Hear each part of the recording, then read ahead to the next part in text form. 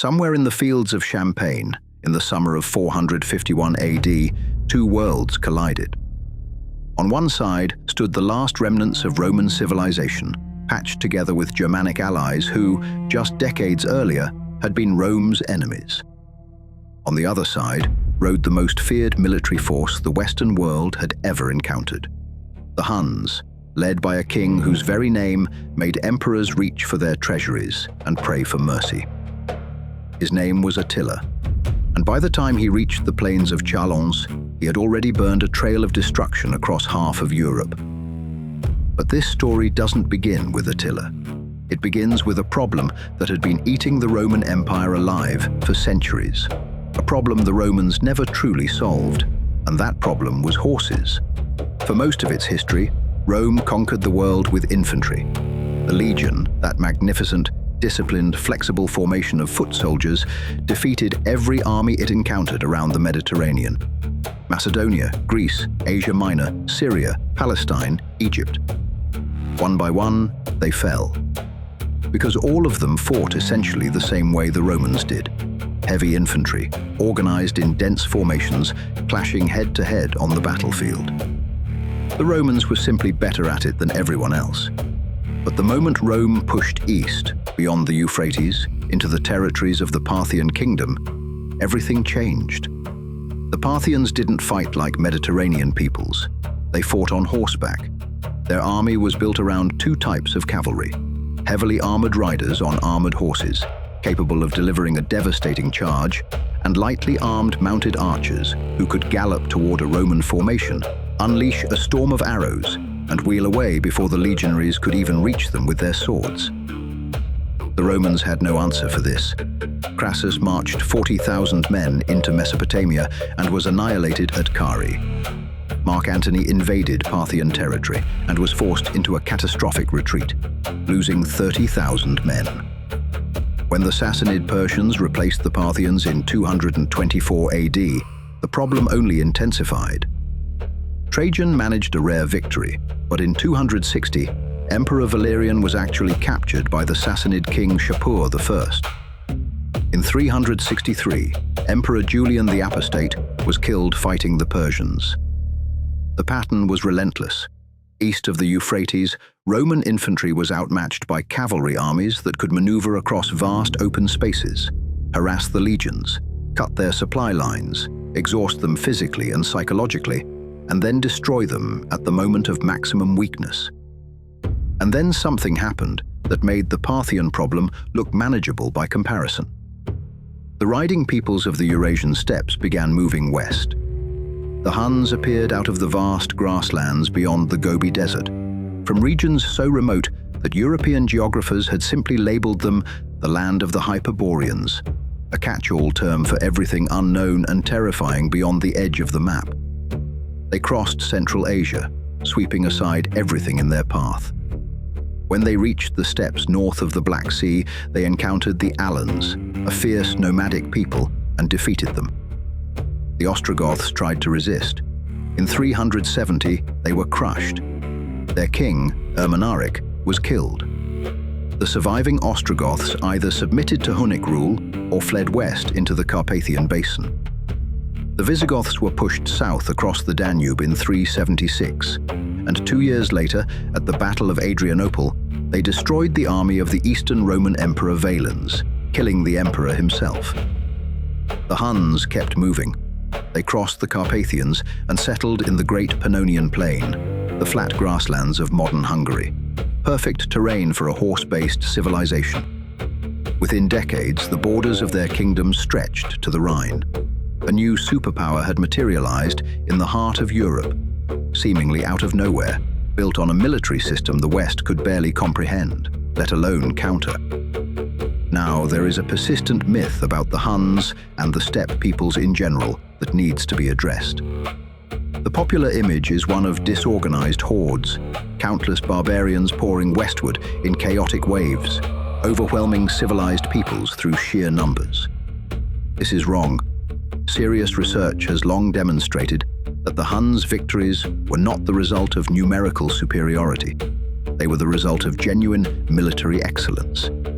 The Huns were, by the consensus of both Roman and Chinese sources, the finest mounted warriors of their age. Every Hun was a rider from childhood. They handled the composite bow with a skill that was, in practical terms, unmatched in the Western world. They could shoot accurately at full gallop, forward, sideways, and even backward while retreating. Their horses were smaller than European breeds, but extraordinarily tough and fast. But it was more than individual skill. The Huns had something that the romantic image of barbarian hordes completely ignores: military thinking. Their marches were planned, not random. They had an almost supernatural ability to memorize terrain after a single viewing. Their sense of orientation across featureless steppe was unparalleled. They used their mobility for rapid, surprise attacks. They avoided besieging fortified positions because they understood the cost. They refused to accept battles that would lead to heavy losses. Their tactical repertoire was sophisticated. If the first charge didn't break the enemy, they withdrew and attacked the flanks or rear. They feigned retreat, one of the most difficult maneuvers in warfare, drawing the enemy into a disordered pursuit before wheeling around and striking the disorganized pursuers. These were not the tactics of mindless savages. These were the tactics of professionals. By 434, when Attila became king of the Huns, this military machine was at its peak.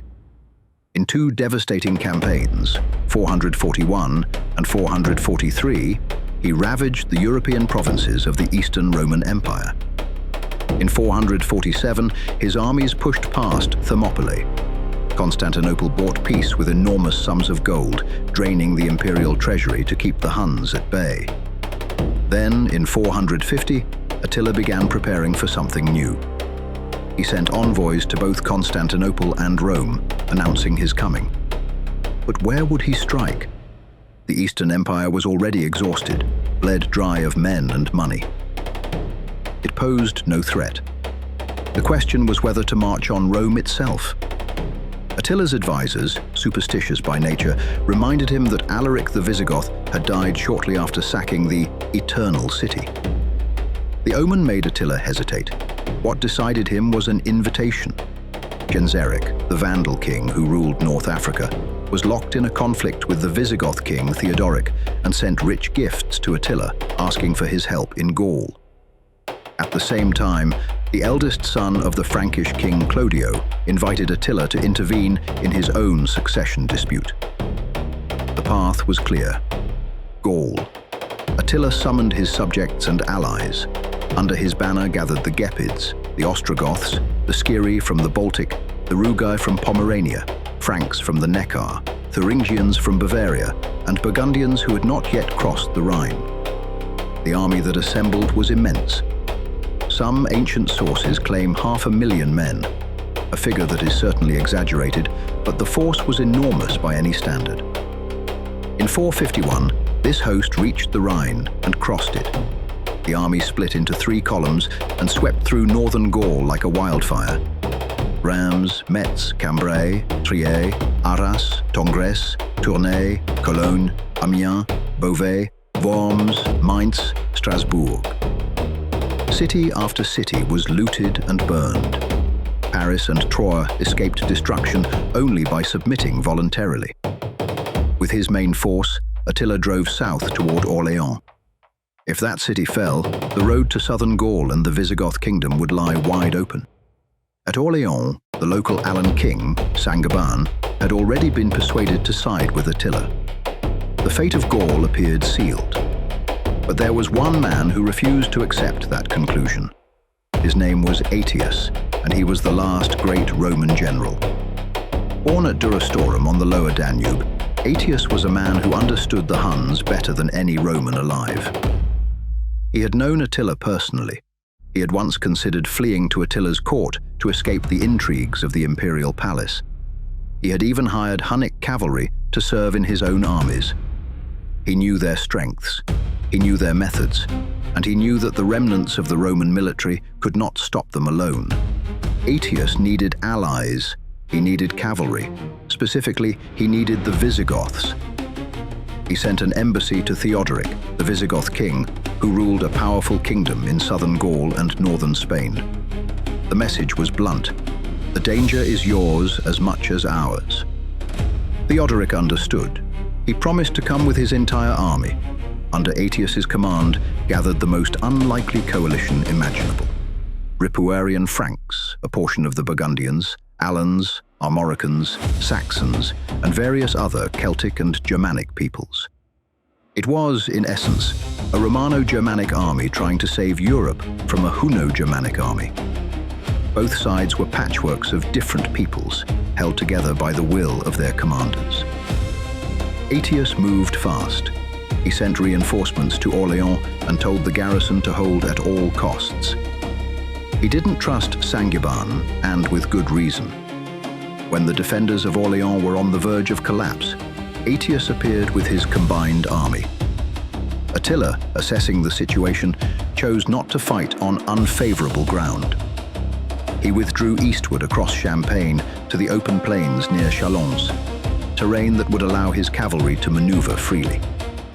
The two armies faced each other on what history calls the Catalaunian Plains, or sometimes the Mauriac Plains. Nearly everything we know about this battle comes from a single source, the historian Jordanes, a man of Gothic origin who wrote his account a century after the events. His description is biased, sometimes contradictory, and often frustrating. But it is all we have. From Jordanes, we can piece together the following. Attila placed himself in the center of his formation with his Hunnic cavalry, the core of his army. On his wings stood his allied forces, including the Ostrogoth kings Valamir, Theodomir, and Vidimir, and the Gepid king Ardaric, one of Attila's most trusted advisors. Aetius placed his Roman legions on the left wing under his own command. In the center, he positioned Sangiban and the Alans, likely because he didn't trust them enough to place them on a flank where they could retreat or defect. On the right wing stood Theodoric with the Visigoth cavalry, the strongest and best armed component of the allied force. The battle opened with a fight for a low hill in the middle of the field. Aetius and Thorismund, Theodoric's son, were quicker. They seized the height and established a strong position before the Huns could reach it. Attila fell back and, if we believe Jordanes, delivered a rousing speech to his warriors. This is almost certainly a literary invention, a rhetorical flourish borrowed from Roman historical writing. The Huns did not need speeches before battle, and the enemy was hardly going to stand idle while the opposing king gave an oration. What is clear is that the fighting in the center was savage. Attila threw the elite of his Hunnic cavalry against the weakest point of the allied line, piercing through the center where Sangiban's Alans held. Having broken through, he wheeled his forces against the Visigoth wing on the right. Meanwhile, Aetius and Thorismund fought desperately to hold the hilltop position they had taken at the start.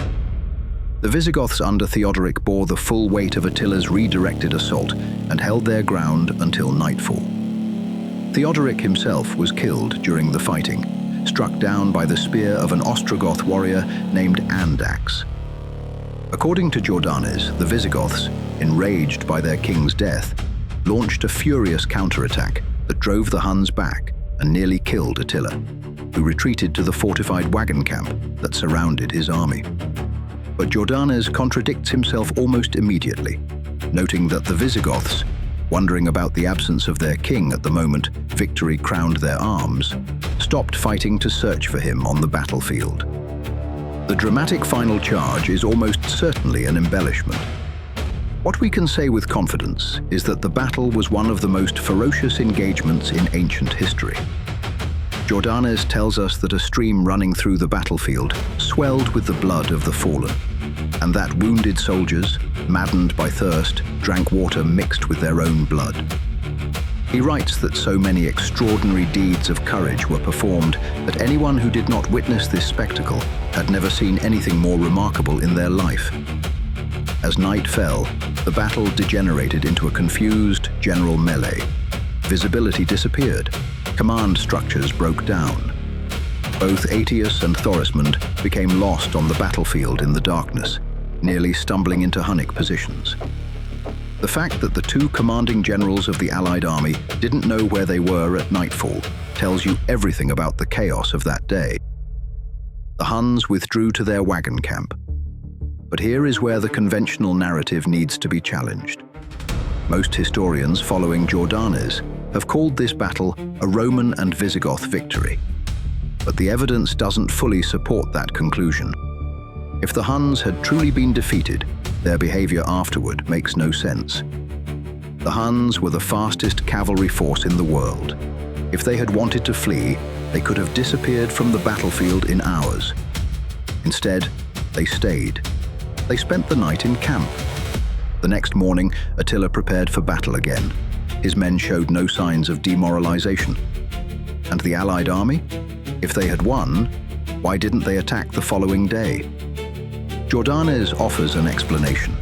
Thorismund wanted to, but Aetius feared that destroying the Huns completely would make the Visigoths too powerful, threatening the empire's remaining interests. It's a clever diplomatic explanation, but it doesn't hold up. The more likely truth is simpler. Aetius didn't have the strength for another engagement. His army was shattered. The previous day's fighting had cost him everything he could afford to spend. The Catalaunian Plains was not a victory. It was a draw. A bloody, catastrophic, history-altering draw. Both armies mauled each other to the point of mutual exhaustion and then stopped. But even a draw was enough. Attila withdrew from Gaul. He had not been defeated in the field, but he had been stopped. For the first time, the westward momentum of the Hunnic war machine had been checked by a coalition willing to stand and fight on open ground. And the force that checked it was not the Roman infantry. The legions were there, but they were a shadow of what they had once been. The force that bore the heaviest fighting, that absorbed Attila's most devastating charges, that held the line until nightfall when everything was dissolving into chaos, was the Visigoth cavalry. The same type of mounted warrior that had destroyed the Roman army at Adrianople in 378 was now, under a Roman general's command, saving what was left of the Roman world.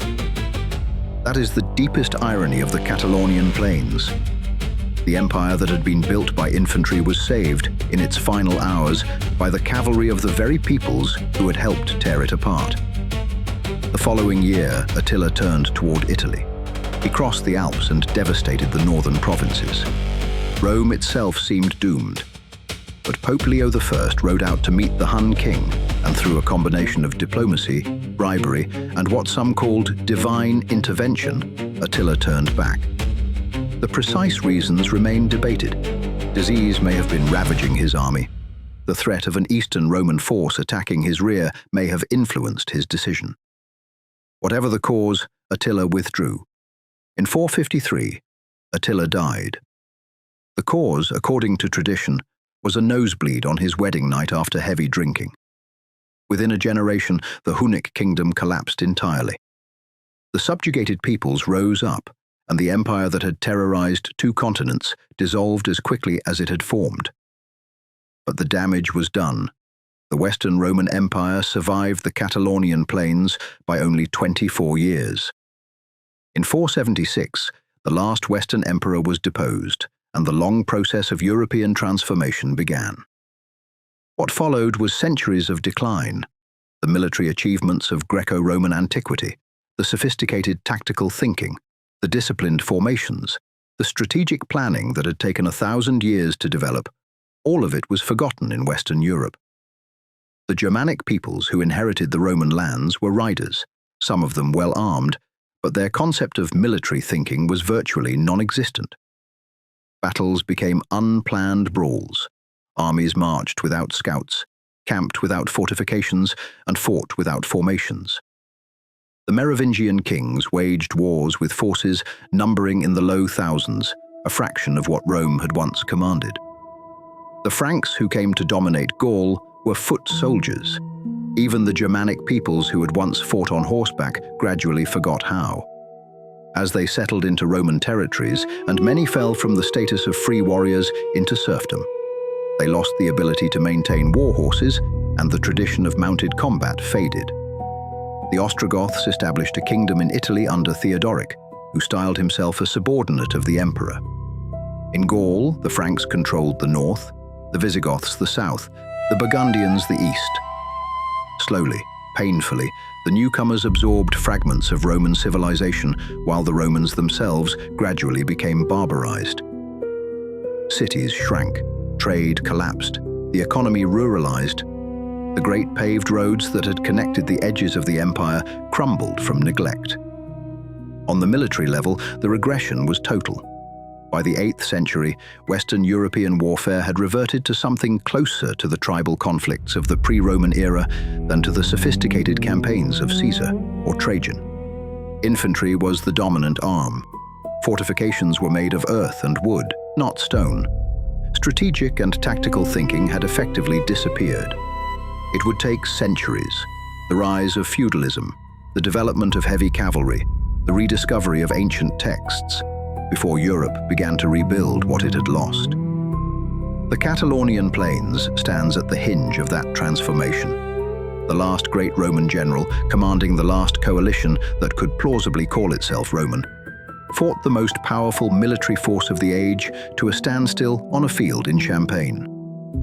Neither side won, but the world that emerged from that blood-soaked plain was a different world entirely. The ancient era was over, the Middle Ages had begun, and between the two, in the fading light of a June evening in 451, the screams of the dying and the thunder of hooves marked the exact moment when one age ended and another, darker, more uncertain age took its place.